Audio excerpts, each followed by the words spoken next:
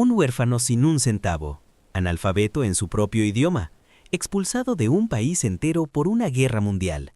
Y aún así, este tipo logró crear el reloj más icónico de la historia, sin nunca haber fabricado un solo reloj con sus propias manos.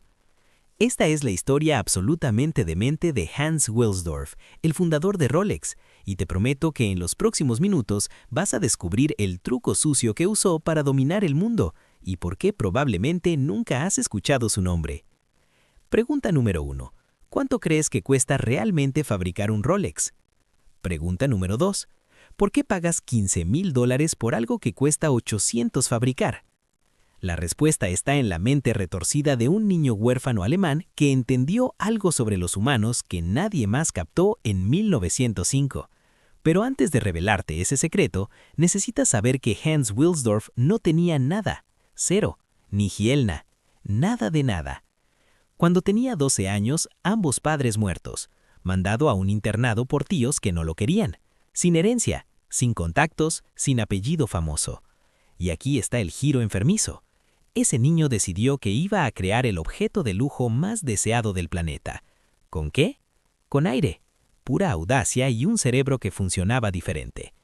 Pero hay algo que Hans descubrió a los 24 años que cambiaría todo. Algo tan controversial que Rolex nunca lo admite públicamente.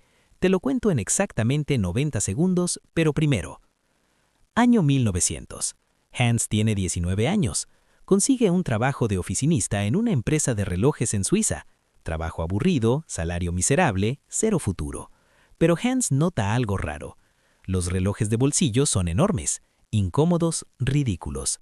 Todo el mundo los odia, pero los usa porque no hay alternativa. Y entonces aparecen los primeros relojes de pulsera. Pequeños, prácticos, revolucionarios. ¿El problema? Son una broma. Se rompen con el agua, se desajustan con el movimiento, son tan precisos como un político haciendo promesas. Todo el mundo los ve como juguetes para mujeres ricas, nadie los toma en serio. Excepto Hans, porque Hans ve algo que nadie más ve. Una oportunidad tan grande que suena imposible. Pero aquí está la parte que te va a volar la cabeza. Hans no sabe hacer relojes. Repito, el fundador de la marca de relojes más prestigiosa del mundo no tiene ni idea de cómo fabricar un reloj. Entonces, ¿qué hace? Aquí viene el movimiento de genio absoluto. Hans se dice a sí mismo, ¿para qué aprender a fabricar relojes si puedo conseguir que los mejores del mundo los fabriquen para mí? En 1905, con 24 años y prácticamente sin dinero, Hans funda una empresa, pero no fabrica nada, cero. Simplemente compra mecanismos suizos de alta calidad, los mete en cajas elegantes y les pone su marca. ¿El nombre de esa marca? Wilsdorf y Davis. Espera, ¿Wilsdorf y Davis? ¿No era Rolex?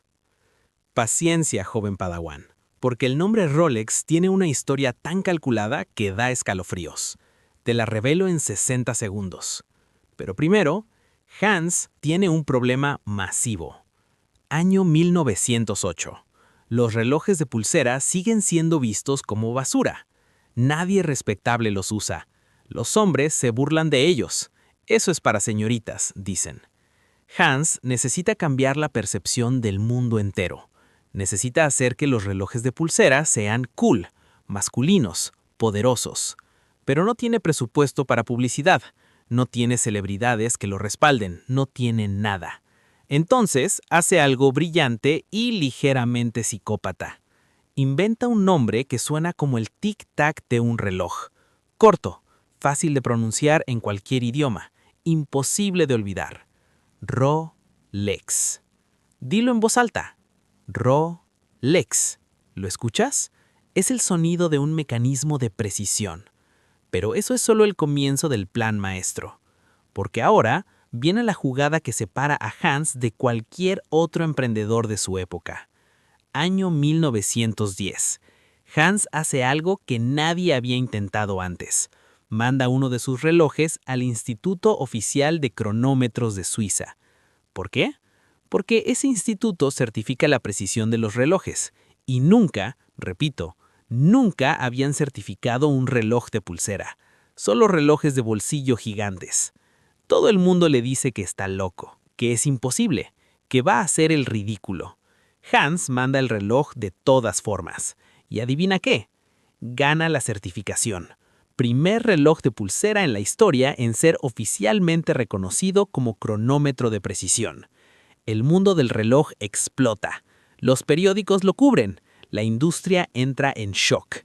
De repente, Rolex no es una marca cualquiera, es la marca que logró lo imposible. Pero espera, porque la historia se pone mejor y mucho más oscura. Año 1914, Primera Guerra Mundial. Hans vive en Inglaterra. Su empresa está registrada en Londres. ¿El problema? Hans es alemán. Inglaterra entra en guerra contra Alemania. Y de repente, ser alemán en Inglaterra es problemático. El gobierno británico confisca empresas alemanas, arresta ciudadanos alemanes. El ambiente está brutal. Hans tiene dos opciones: huir o perder todo. ¿Qué hace? Mueve toda la operación a Suiza en secreto, de la noche a la mañana, como un ladrón. Y aquí está el detalle enfermizo que nadie te cuenta. Durante la guerra, mientras Europa se desangra, Hans ve una oportunidad de oro. Los soldados en las trincheras necesitan saber la hora sin sacar un reloj de bolsillo, porque sacar un reloj de bolsillo en medio de un tiroteo es una excelente forma de morir. Necesitan relojes de pulsera, robustos, resistentes, precisos. Hans les vende a todos, británicos, alemanes, franceses. Le vale madre quién gana la guerra, solo le importa vender relojes. Y funciona. Al final de la guerra, todos los soldados que sobreviven vuelven a casa usando relojes de pulsera. De repente, el reloj de pulsera no es cosa de mujeres, es cosa de héroes de guerra. Hans acaba de hackear la psicología masculina de toda una generación. Pero la movida más salvaje aún no llega. Año 1926. Hans lanza el Oyster, el primer reloj completamente hermético del mundo. ¿Cómo demuestra que funciona? ¿Hace anuncios, folletos técnicos, explicaciones científicas? No. Contrata a una nadadora llamada Mercedes Gleitze, le pone un Rolex Oyster en la muñeca y le paga para que cruce el Canal de la Mancha a nadar. 10 horas, en agua helada, con el reloj puesto. Llega al otro lado. El reloj sigue funcionando perfectamente. Hans compra la portada de todos los periódicos al día siguiente. El reloj que sobrevivió el Canal de la Mancha. ¡Boom! Marketing de genio. Pero aquí está la pregunta retorcida que nadie te cuenta. ¿Mercedes fue la primera persona en cruzar el canal con un Rolex? No, fue la primera en hacerlo con publicidad. Hans había entendido algo fundamental. La gente no compra relojes, compra historias, compra estatus, compra la ilusión de ser extraordinario. Y él estaba vendiendo exactamente eso. Ahora avancemos a 1953. Monte Everest. Edmund Hillary y Tenzing Norgay son los primeros humanos en llegar a la cima. ¿Qué llevaban en la muñeca? Un Rolex. ¿Coincidencia? Ni de broma. Hans les regaló los relojes específicamente para esa expedición. Misma historia con los pilotos, los exploradores, los buzos de aguas profundas. Hans regalaba Rolexes a cualquiera que hiciera algo épico, y luego compraba publicidad diciéndole al mundo: «Mira, los héroes usan Rolex». El costo de regalar 50 relojes, unos miles de dólares. El valor publicitario, millones. Hans había descubierto la fórmula del lujo moderno: asociación aspiracional. No vendas un producto, vende una identidad. Y ahora viene la parte que Rolex nunca va a admitir. Hans Wilsdorf murió en 1960, sin hijos, sin herederos directos. ¿Y sabes qué hizo con su empresa multimillonaria? La regaló, toda, a una fundación sin fines de lucro. Espera, ¿qué? Sí, Rolex hoy en día es propiedad de una fundación beneficia suiza. Técnicamente, cada vez que compras un Rolex estás donando a caridad, excepto que no realmente, porque esa fundación es privada, no publica sus finanzas, no sabemos a dónde va el dinero. Es el esquema fiscal legal más brillante de la historia. Rolex no paga casi impuestos, opera con secretismo absoluto, y nadie puede hacer nada porque es una organización benéfica. Hans Wilsdorf, incluso desde la tumba, sigue siendo un genio retorcido del capitalismo. Entonces, ¿cuál es la lección aquí? Hans no era el mejor relojero, no era el más rico, no tenía conexiones, pero entendió 3 cosas que cambiaron todo. 1. No necesitas fabricar el mejor producto, necesitas contar la mejor historia.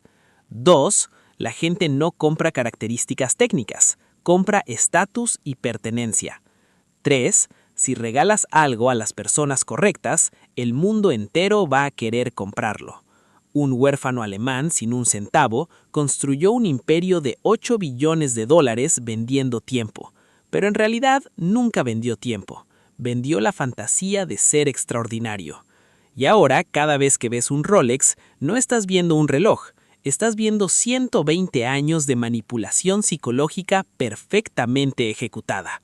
Así que la próxima vez que alguien presuma su Rolex, recuerda que están usando el invento de un huérfano que nunca hizo un reloj en su vida, pero que entendió a los hombres mejor que nadie.